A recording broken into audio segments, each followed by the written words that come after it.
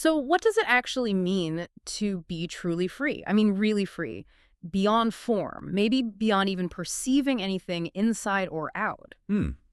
That's a deep one to start with. Yeah, and today we're diving into uh, a really extraordinary ancient text that tackles this head on. It's called 15, Posālamāṇavapucchā, 14. Right. It's part of a larger work. And it features this incredible dialogue. You've got this very advanced seeker talking to an enlightened teacher. Exactly.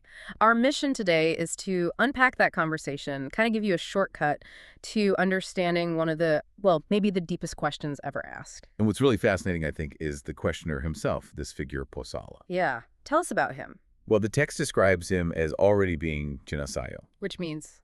basically doubt-free. Yeah. And get this, also Purago Sabadamana, Okay. meaning he's gone to the far shore of all phenomena. This guy is seriously advanced. Wow. So if he's already that accomplished, like completely free of doubt, gone beyond everything, what's left to ask? Exactly. That's what makes it so compelling. Someone at that peak still has this crucial question. Okay, so he's not looking for beginner tips here. Not at all. He's navigated, immense territory already.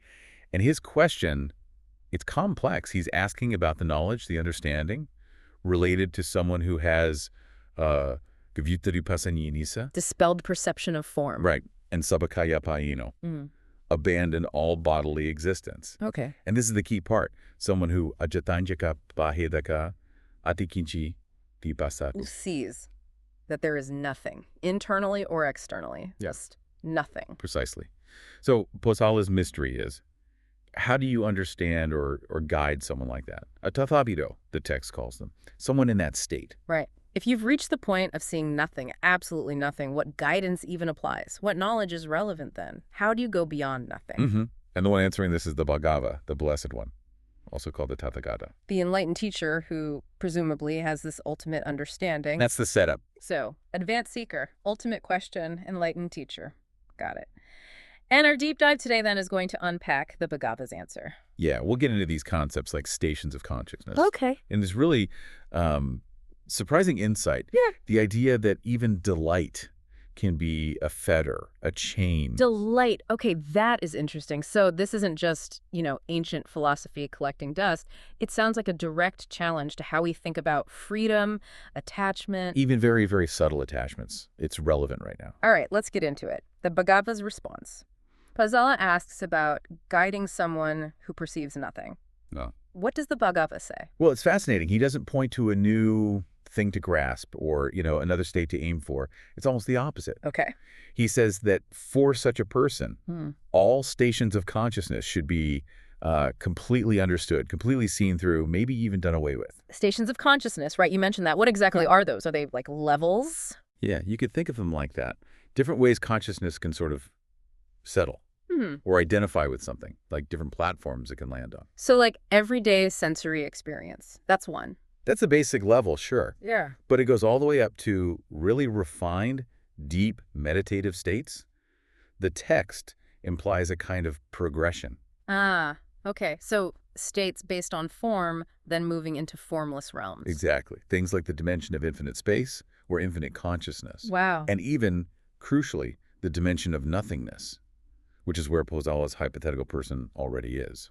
So even that state, the perception of nothingness itself, is still considered a station, a place consciousness can sort of hang out. Precisely. It's still a place consciousness can alight and find a footing, even if that footing is nothing. And the point the Bhagava seems to be making is that any place consciousness settles, any identification, doesn't matter how subtle or how profound, it becomes a potential hook, a point of attachment. So real liberation isn't about finding the best station, even the nothingness station. It seems not. It's about being free from the need to settle in any station at all. Utterly free. Okay, that's incredibly subtle. Because if you're already perceiving nothingness, what's left? What's there to be attached to? And this is where that surprising insight comes in, the twist. The delight thing. Yes. The Bhagava says, Nandi Sayojana. Delight is a fetter. Delight is a fetter. That's the core of it. Yeah. Now, we all get how, delight in worldly stuff can tie us down. Sure, pleasure, possessions, yeah. But he's talking about delight even in these super advanced states.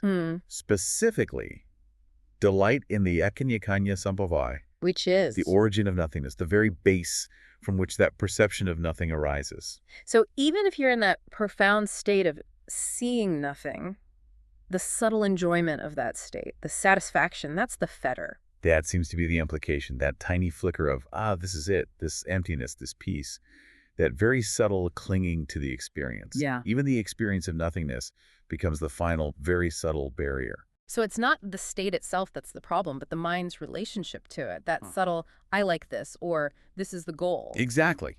Even if it's delight in something incredibly refined like nothingness, that attachment, that non-D, prevents the ultimate unconditioned freedom.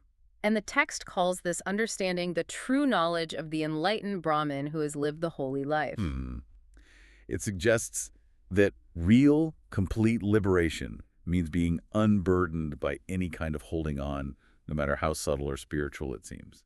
Okay, so wrapping this up, this deep dive into the Posālamāṇavapucchā has really shown us a vision of freedom that's, well, almost hard to grasp. It goes beyond form, beyond even perceiving nothing. Yeah, and the Bhagava's answer wasn't about adding more, but about understanding freedom from freedom from all those stations of consciousness. Right. No place left to stand, essentially. And the real kicker, the sort of surprising twist in it all, is that idea, nandi sasyajani. Delight is a fetter.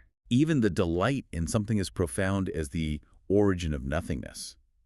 That challenges our usual ideas, right? But what holds us back, it suggests even positive spiritual experiences, if clung to, Can become the final tie. Yeah. It really makes you reflect on this ancient wisdom, this state of insight where even subtle delight is seen as a potential bond.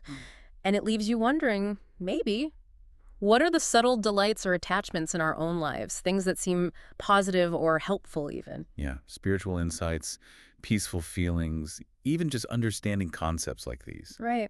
Could those subtle points of satisfaction be in some way keeping us from maybe a deeper level of understanding? Or freedom? It's definitely something to ponder. What are we subtly clinging to, even if it feels good or right? A provocative thought to leave you with.